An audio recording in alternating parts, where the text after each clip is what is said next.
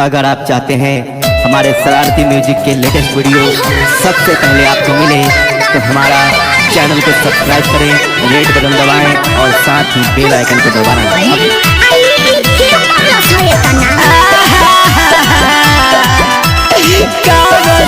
कैसे बताए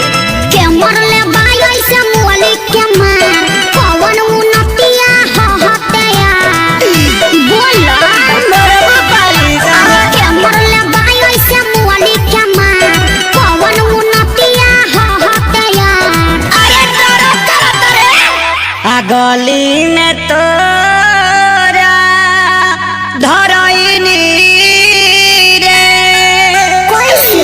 भाई से तोरा बिटैनी रे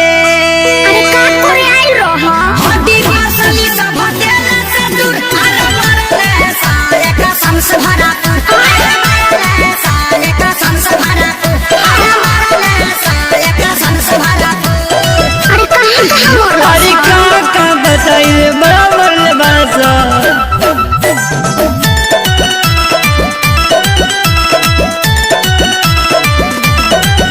मुह खोला होट बलेटवा खिया दी अब नया राजा हरदी पिया दी ढेर कालिस नहीं झरला पानू न गाजा बात मीठा मीठा जानी काजा। ओहो ऐसा कहे सोचता रो तनी कोना कोइला हंस विचार कुर्ता पाया टकुल ही देला सफार लहै हरदी गुरती लो तका कर मिले हमारा रे प्यार में गलती भारी कईनी रे।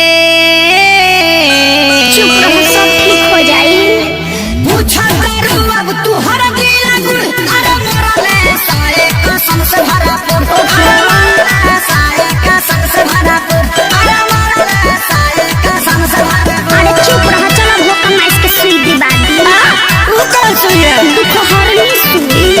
अच्छा